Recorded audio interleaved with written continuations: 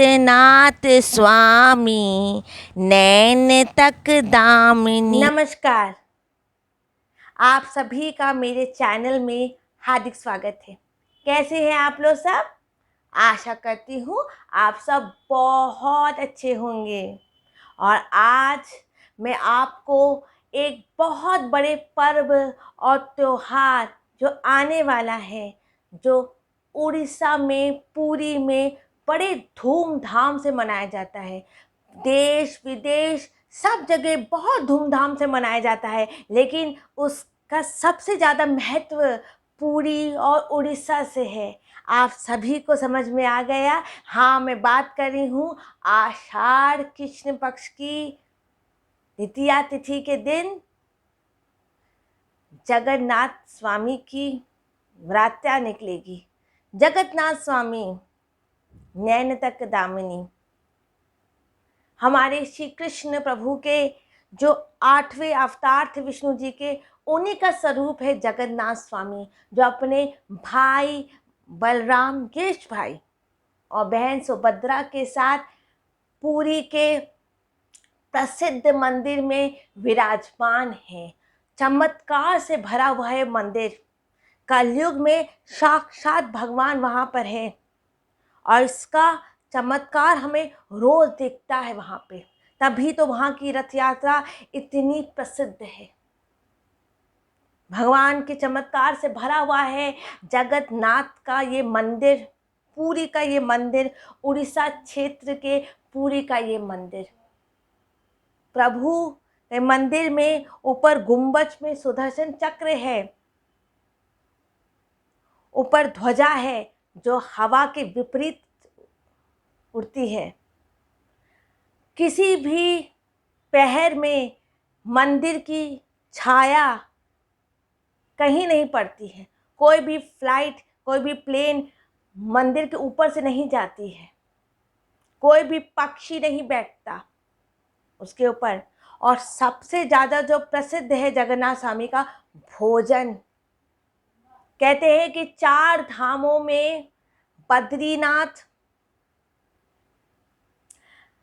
रामेश्वरम, द्वारिकाधीश और पुरी। बद्रीनाथ में प्रभु स्नान करते हैं, द्वारिकाधीश में द्वारिका में वस्त्र पहनते हैं और पुरी में भोजन करते हैं और रामेश्वरम में विश्राम करते हैं। श्री कृष्ण गोविंदाय नमः।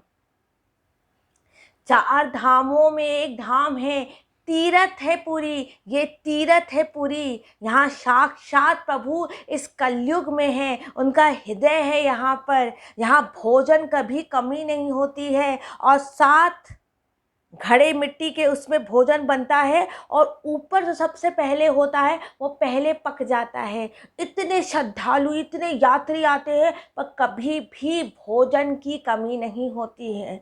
और जैसे ही भगवान का मंदिर का दरवाज़ा बंद होता है, अपने आप ये भोजन समाप्त हो जाता है। हर श्रद्धालु, हर भक्त को भोजन मिलता है। चमत्कार से भरे हैं हमारे गोविंद गोपाल जगन्नाथ स्वामी। तो क्या है कहानी जगन्नाथ स्वामी की?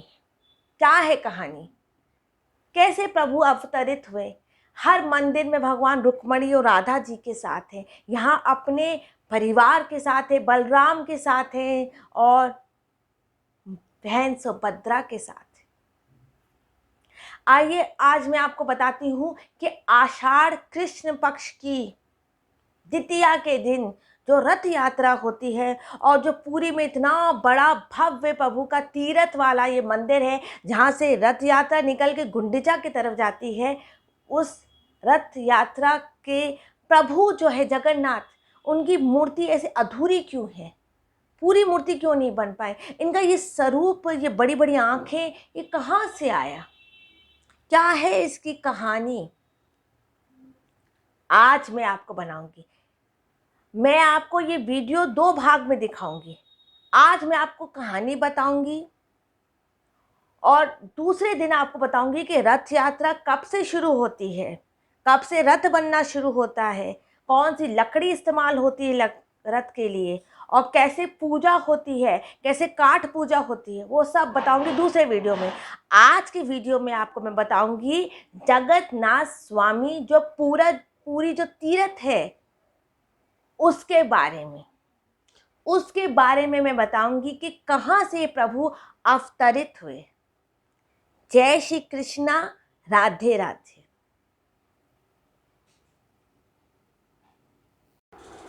आज मैं आपको बताऊंगी कि जगन्नाथ स्वामी की कहानी क्या है। क्या है जगन्नाथ स्वामी की कहानी? स्कंद पुराण, विष्णु पुराण में उड़ीसा, पुरी सबसे पवित्र और सबसे बड़ा तीर्थ है।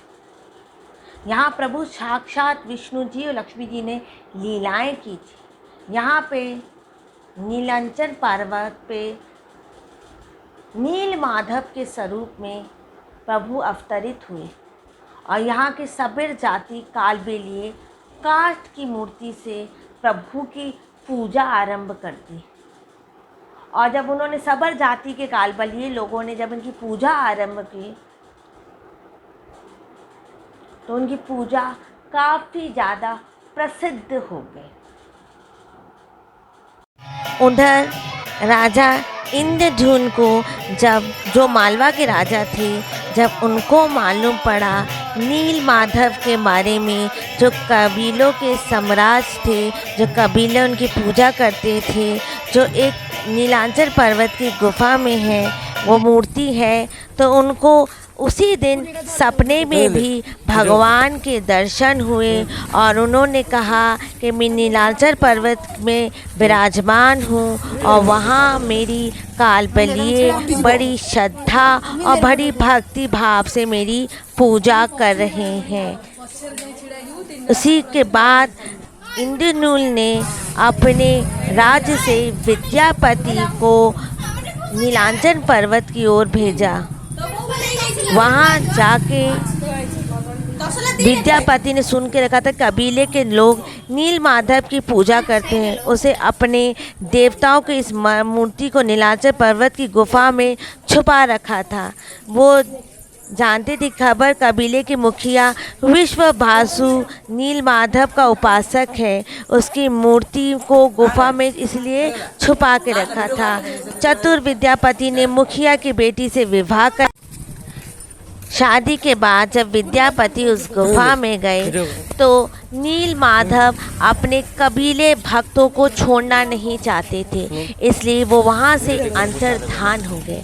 लेकिन एक दिन उन्होंने राजा इंद्रद्युम्न को सपने में कहा कि मैं ज़रूर तुम्हारे यहाँ विराजमान होऊंगा। तुम दारूड़ की नीम की लकड़ी जो सागर के किनारे तुमको मिलेगी, वो उस लकड़ी से तुम मेरा मंदिर बनाना और उस मंदिर से बना के उस लकड़ी से तुम मेरे जगन्नाथ स्वामी बनाना और फिर उसके बाद उस वहीं पर मैं विराजमान हो जाऊंगा। तो सागर के किनारे से, नदी के किनारे से सब राजा के सेनापति लकड़ी तो ले आए, वो दारूड़ की और नीम की लकड़ी थी, लेकिन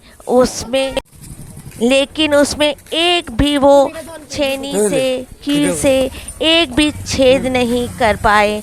तो राजा इंद्रद्युम्न बहुत परेशान हुआ। उसने फिर विष्णु जी की पूछा कि राजा इंद्रद्युम्न विष्णु भगवान का परम भक्त था।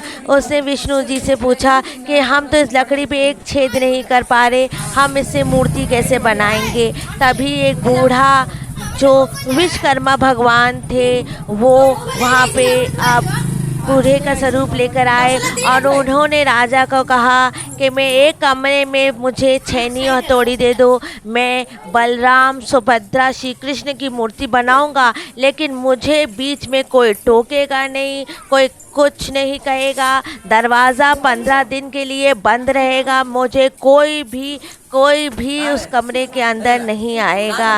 राजा इंद्रद्युम्न इस शर्त को मान गए, लेकिन राजा की जो रानी थी गुंडीचा, उनको जब छेनी हथौड़ी की आवाज़ आना जब बंद हो गई तो वो काफ़ी घबरा गई। उन्होंने सोचा कहीं बुढ़ा कारीगर मर तो नहीं गया है, तो इसी डर से उन्होंने एक दिन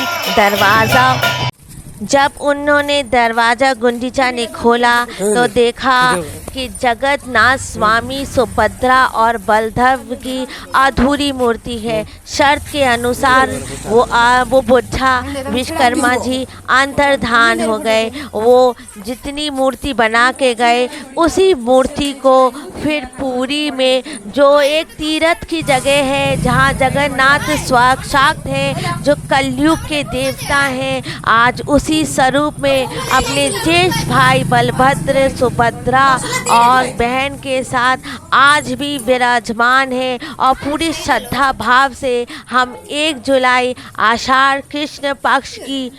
आषाढ़ की तृतीया के दिन धूमधाम से रथ यात्रा करते हैं। और रथ यात्रा में हम पहले बलराम, फिर बीच में सुभद्रा, फिर श्री कृष्ण की रथ निकलता है। जय श्री कृष्ण भगवान। मैं इस वीडियो को यहीं पर एंड करती हूँ। कृपा करके मेरे चैनल को लाइक करें, सब्सक्राइब करें। जय श्री कृष्ण, राधे राधे।